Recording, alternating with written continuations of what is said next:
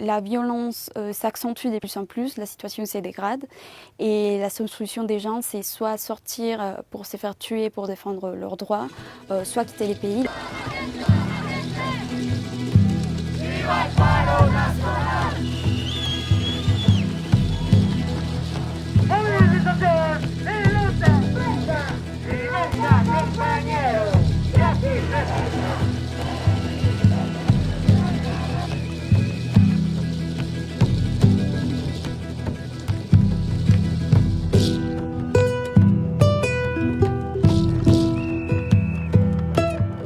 La juventud ha abierto los ojos y quiere un futuro mejor para el país, que estamos cansados del mismo gobierno y que se pasen la pelota del uno al otro.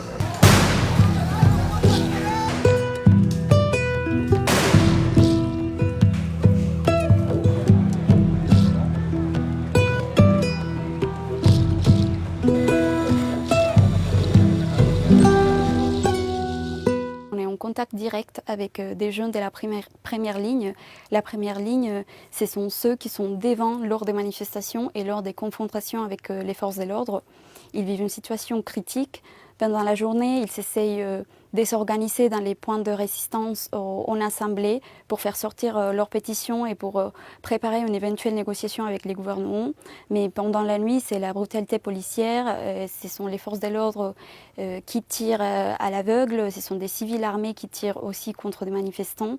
C'est les coupures d'électricité dans plusieurs quartiers des villes. Et les jeunes, ils ne peuvent même pas se rendre à l'hôpital parce que dès qu'ils y vont, ils sont tout de suite arrêtés arbitrairement. Ils sont aussi en manque de nourriture, des éléments de protection contre les abus policiers. Donc ils sont de plus en plus épuisés, ils vivent une situation très critique.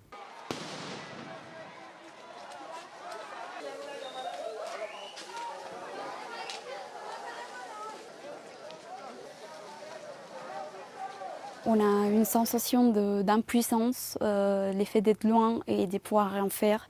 Donc on essaye de faire au maximum ce qu'on peut depuis l'étranger, où on agit par deux leviers, la mobilisation et l'action diplomatique. On a fait plusieurs manifestations à Paris depuis un mois. Tous les week-ends, on a des manifestations. La plus grosse a été le 16 mai, où on s'est rassemblé 5000 personnes place de la République à Paris.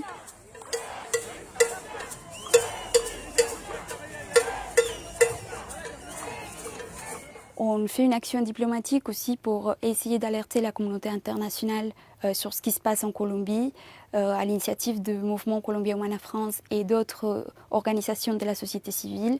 Nous avons interpellé les hommes politiques français et plus d'une centaine d'élus français, parmi lesquels des députés, des sénateurs, des maires, ont interpellé le président Macron et lui ont demandé de s'exprimer publiquement sur ce qui se passe en Colombie et surtout d'appliquer les mécanismes diplomatiques qui sont à sa disposition.